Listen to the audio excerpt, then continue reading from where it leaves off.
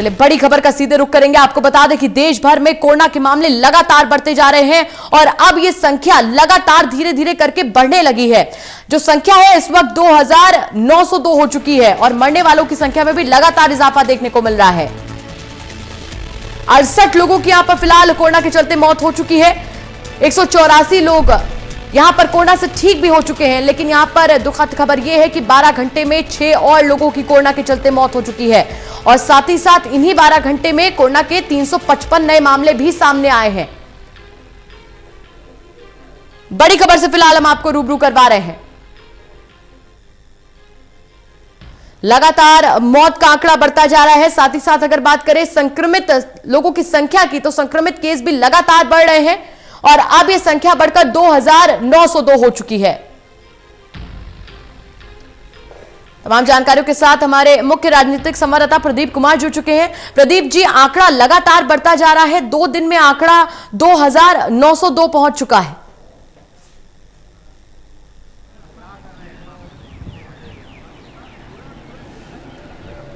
देखिए बिल्कुल, और जो कोरोना पॉजिटिव संक्रमित केस हैं लगातार वो बढ़ रहे हैं और निश्चित तौर पर ये घटना दिखाती है कि कोरोना कितना यहाँ पर चुनौतीपूर्ण हो सकता है। लिहाजा सतर्क रहें, सावधान रहें, इसको लेकर लगातार आगाह किया जा रहा है। जो मेरे पास जानकारी है, इंदौर में 2 लोगों की मौत हुई है, तमिलनाडु में दूसरी मौत हुई है कोरोना के चलते। लेकिन जो ताज़ा अपडेट मिला है दिल्ली से सटे नोएडा से, जहाँ जे कॉलोनी है सेक्टर 5 में, वहाँ से 5 संक्रमित केस आए हैं।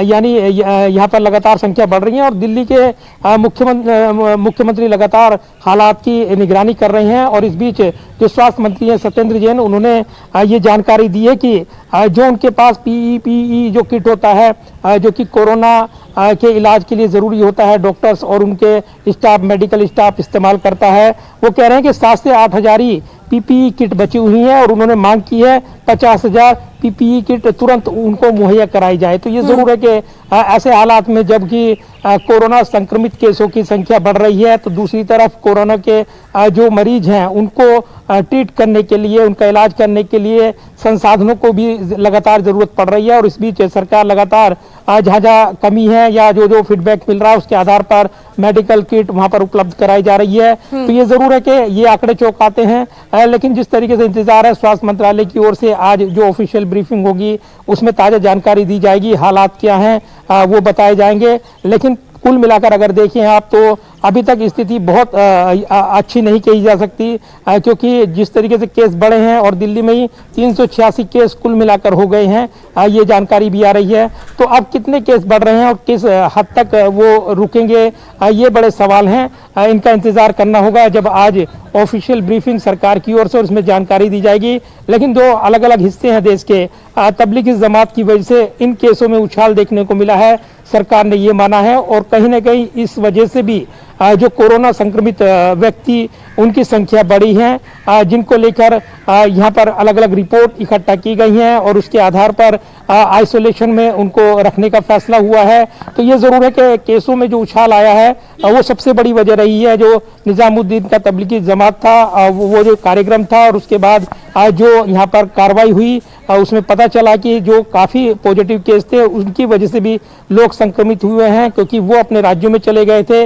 उसके चलते कई रिपोर्ट्स आई जो वहाँ पर कोरोना पॉजिटिव, तेलंगाना से खबरें आई थी, तमिलनाडु के केस बढ़ गए, महाराष्ट्र में केस बढ़े हैं, तो ये उन्हीं की वजह से बढ़े हैं, ये कहा जा रहा है। तो सरकार लगातार इस पर नज़र बनाए हुए है और वो इस पूरे मामले पर ये कोशिश कर रहे हैं बताने की भी, जताने की भी, कोरोना के खिलाफ लड़ाई में जो जिस भी संसाधन की ज़रूरत पड़ेगी, जो भी ज़रूरत पड़ेगी वो मुहैया कराई जाएगी। फिलहाल ताज़ा अपडेट यही है कि अभी कोरोना के केस जिस रफ्तार से बढ़ रहे हैं उसमें थोड़ी संख्या और बढ़ सकती है और उसके बाद ये मालूम होगा कि क्या केसों में कमी आएगी या फिर ये संख्या और बढ़ेगी। फिलहाल काफ़ी महत्वपूर्ण वक्त है ये, जबकि 14 अप्रैल तक के लिए लॉकडाउन लगा हुआ है।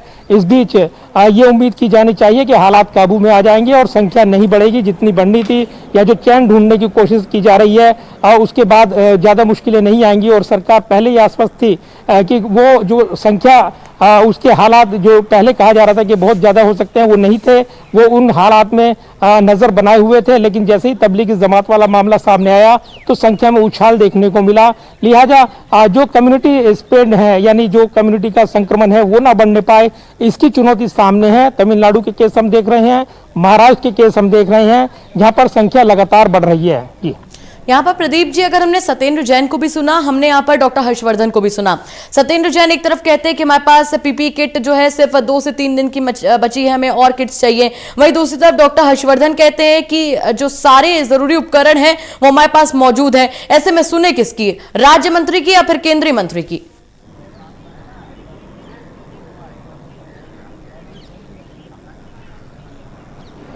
देखिए, बड़े सवाल हैं। क्या बेहतर तालमेल नहीं है, और क्या ये जो कमी संसाधनों की राज्य विशेष कह रही हैं, क्या वो वाकई बनी हुई है, क्या राजनीतिक वजह है? ये तो निश्चित तौर पर अलग बहस हो सकती है, लेकिन ऐसे वक्त जब देश कोरोना के खिलाफ लड़ाई लड़ रहा हो तब राजनीति नहीं होनी चाहिए। इस तरह की बहस जरूर देखने को मिल रही है और इस पर सवाल भी उठ रहे हैं। हम देख रहे हैं कि जब प्रधानमंत्री ने रविवार को दिया जलाने की बात की तो उस पर ही राजनीतिक विवाद हमने देखा है, और अलग अलग जो बयान आए हैं, चाहे वो कांग्रेस नेताओं की ओर से हो या फिर असदुद्दीन ओवैसी का भी बयान आया कि संसाधन उपलब्ध कराइए, थालियां मत बजवाइए, दिए जलाने से क्या होगा। ये तमाम ऐसे बयान थे जो कहीं ना कहीं राजनीतिक विवाद का केंद्र बनते नजर आए हैं। आज प्रधानमंत्री ने पूर्व प्रधानमंत्री अटल बिहारी वाजपेयी की दिया जलाओ वाली कविता, जो प्रसिद्ध कविता है, उसको शेयर किया वीडियो को, और ये मैसेज दिया कि चलो दिया जलाएं। यानी जो कोरोना का अंधकार है उसको भगाने के लिए जो भी उपाय यहाँ पर किया जाए वो करना चाहिए,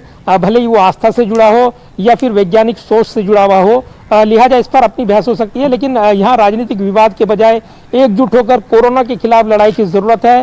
फिलहाल इस पर राजनीतिक बयानबाजी भी हम देख रहे हैं। आज ही प्रियंका गांधी ने एक वीडियो भी शेयर किया है जो उत्तर प्रदेश के बांदा से जुड़ा हुआ है, जिसमें कुछ छात्राएं ये आरोप लगा रही थी कि उनको मजबूर किया जा रहा है कोरोना संक्रमित के इलाज के लिए, लेकिन उनके पास संसाधन उपलब्ध नहीं है और उनको वहां से सस्पेंड किया गया है। इसका वीडियो शेयर करते हुए प्रियंका गांधी ने ये उत्तर प्रदेश सरकार से मांग की कि कोरोना के खिलाफ लड़ाई में यह अन्याय होगा अगर उनको उपलब्ध नहीं कराई जा रही हैं वो चीज़ें जो वो मांग रहे हैं।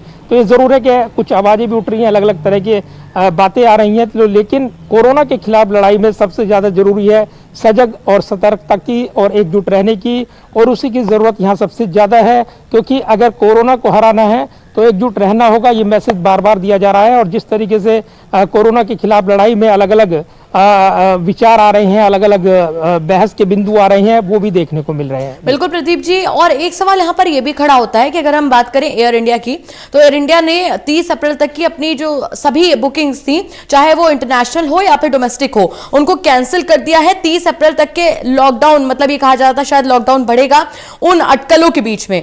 इन अटकलों में कितनी सच्चाई है, आप क्या समझ पा रहे हैं? क्योंकि देखिए अभी कुछ ऑफिशियल बयान आया नहीं है तो हम कुछ ऑफिशियल स्टेटमेंट नहीं दे सकते हैं, लेकिन फिर भी क्या कुछ लग रहा है कि लॉकडाउन बढ़ाना पड़ेगा?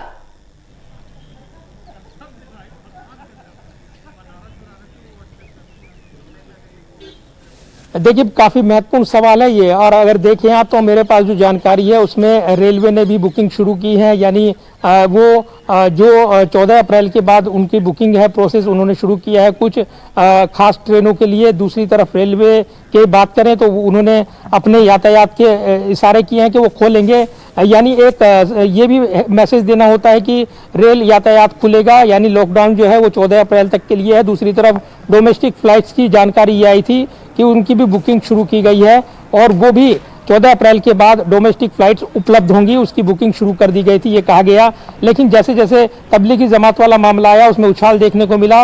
ये जानकारी जरूर आ रही है, जो सूत्र दावा कर रहे हैं कि चरणबद्ध तरीके से लॉकडाउन को हटाया जाएगा, यानी सीधे तौर पर अगर कहें तो लॉकडाउन लगाया गया था पूरे देश में जब प्रधानमंत्री ने ऐलान किया था राष्ट्र को संबोधित करते हुए, लेकिन अब जो जानकारी मिल रही है, यानी वो सीधे तौर पर लॉकडाउन को हटाने का ऐलान क्या सीधे तौर पर किया जाएगा 14 अप्रैल के बाद। फिलहाल जो जानकारी मिल रही है वो ये मिल रही है कि जिन इलाकों में कम्युनिटी यानी जो कम्युनिटी में ना फैल पाए और जहां से ज्यादा केस आए हैं वहां पर नहीं हटाया जाएगा, वहां पर कुछ बंदिशें रहेंगी, और ये प्रशासन को तय करना है, राज्य सरकारों को तय करना है, उनको दिशा निर्देश दिए जाएंगे, ये जानकारी मिल रही है।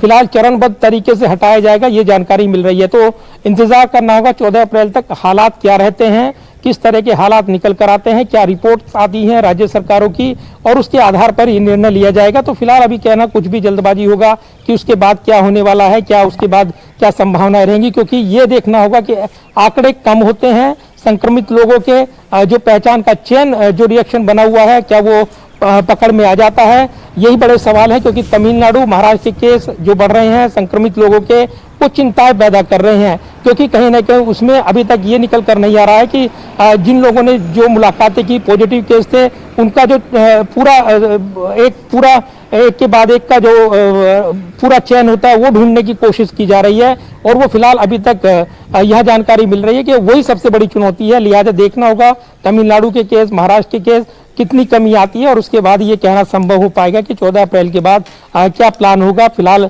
उसका इंतजार करना होगा। अभी तक ये स्थिति साफ नहीं है कि लॉकडाउन को लेकर आगे क्या हालात रहने वाले हैं। जी बिल्कुल, लॉकडाउन को लेकर चिंताएं भी बढ़ चुकी हैं। लोगों का भी कहना है कि उनके बिजनेस ठप हो चुके हैं, वापस उठने में समय लगेगा। इस पर और भी चर्चा करेंगे प्रदीप जी।